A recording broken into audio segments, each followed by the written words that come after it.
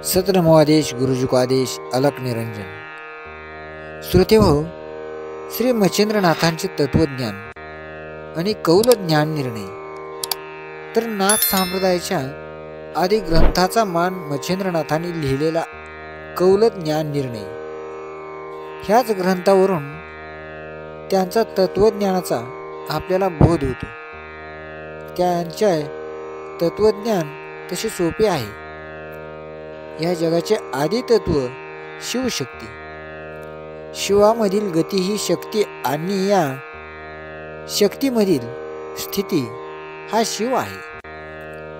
शिव हा भोक्ती मुक्तिदायक आहे। शक्ती ही इच्छा ज्ञान क्रिया अशी त्रिविध प्रकारची आहे।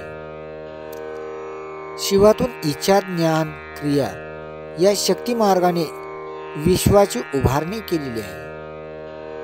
तीच शक्ती उलट रीतीने एकांत एक लीन होत जाते आणि शेवटी शिवांत समावून जाते।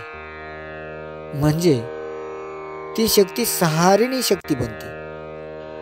देहात अडकून पडलेला जीव म्हणजे शिव आणि देहातून मुक्त झाला की तो पुन्हा शिव बनतो आणि मुक्त झालेला शिवच इतरांना मुक्त करतो। मानुष्यम पिंड मात्र शिष्य मानुष्यम पिंड माश्रित्य स शिव क्रीडते भूषी। तत्वज्ञान जसे सोपे तसेच नीतिशास्त्र सुद्धा सोपे आहे। अर्चयेत मानसैः पुष्पैः, प्रथम शिवलिंगाची मानस पुष्पाने मानस पूजा करावी असे सांगितले आहे। आणि ही मानस पुष्पे कोणती तर असे विचारले तर ती मानस पुष्पे म्हणजे अहिंसा, इंद्रिय निग्रह, दयाभाव, भक्ती, क्षमा, जप, ध्यान, ज्ञान हीच ती पुष्पे। याचप्रमाणे सद्गुण संपन्न बनावे आणि काम, क्रोध, दंभ, लोभ ह्या दुर्गुणाचा त्याग करावा आणि शेवटी आपण समत्व प्राप्त करून घ्यावे अशी ही सरळ सोपी शिकवण आहे। प्रत्यक्ष साक्षात्काराबद्दल मच्छिंद्रनाथांची विचारसरणी काय आहे पहा। ह्या संप्रदायाने मुक्ती हे जरी श्रेष्ठ ध्येय मानलेले असले तरी सिद्धी यांना त्यात बरेच महत्त्व दिलेले आहे।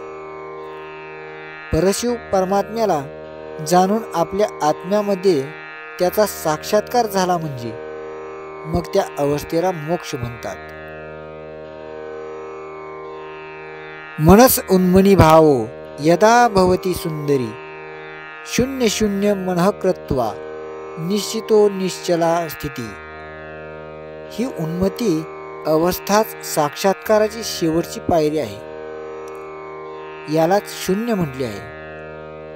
परंतु ते अभावात्मक शून्य नव्हे, ती एक प्रभावात्मक सहजानंद स्थिती आहे। ही गोष्ट आपण जाणून घ्यायला हवी। नाथ संप्रदायाचे लक्ष पुढे ह्या सिद्धी मिळविण्यासाठीच फार वेधलेले दिसून येते। त्यांची समजूत अशी की ह्या सिद्धीमुळे साधकाला मोक्षाचा आनंद तर मिळतोच मिळतो, परंतु सिद्धी प्राप्त झाल्यामुळे लोककल्याणही साधता येते। मम तुलय बलो भवत्वा संहारः सृष्टिकारकः, स्वतंत्र क्रीडते भद्रे इच्छारूपे भवेद यथा असे भगवान शंकरांनी सांगितले आहे। परंतु ह्या पुढील संतांनी आपल्या ज्ञानाला सिद्धीचा विटाळ होऊ देऊ नका असे बजावले आहे।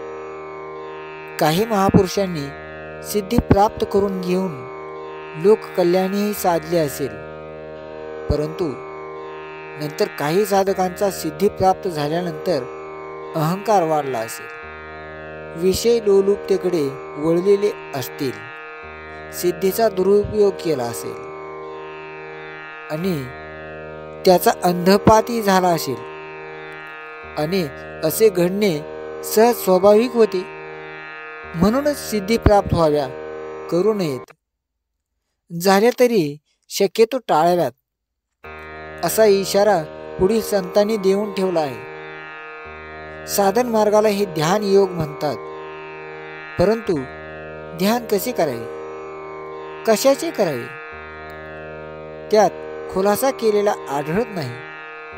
ध्यान करीत असताना ध्यानाचे शारीरिक मानसिक अनुभव विषयक कोणते परिणाम होतात तेच इथे सांगितलेले आहे. शरीर कंपन, सिद्धिप्राप्ती, विविध प्रकारचे अनुभव व अंती सहजानंद हेच त्याचे परिणाम आहेत. हे दिव्य अनुभव बिंदू नाद कलारूपी आहेत.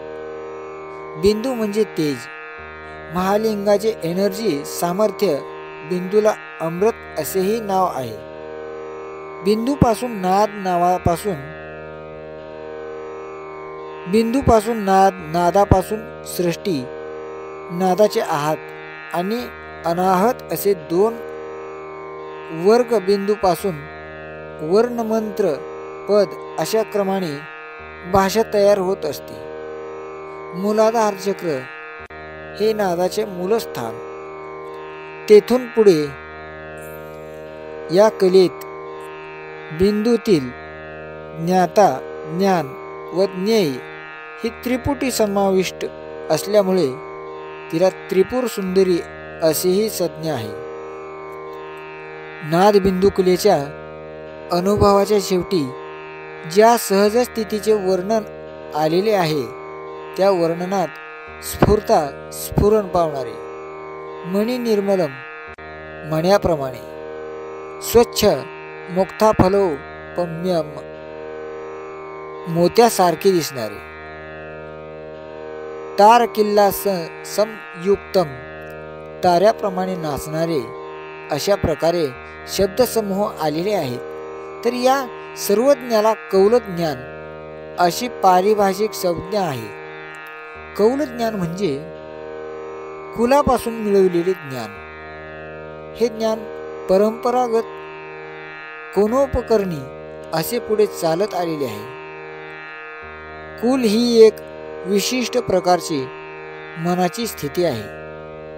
ती इंद्रिय, मन, बुद्धी सर्व मावळून जीव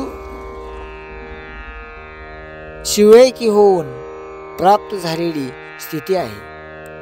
मनाच्या पलीकडील अशी ती उन्मनी अवस्था होय. अशा परिस्थितीत स्फूर्त झालेले जे ज्ञान ते कौलज्ञान. कुल याचा आणखीही एक अर्थ आहे. कुल म्हणजे शक्ती, अकुल म्हणजे शिव. या कुलाकुलाच्या संयोगाने सामरस्याने प्राप्त झालेले ज्ञान हेच कौलज्ञान.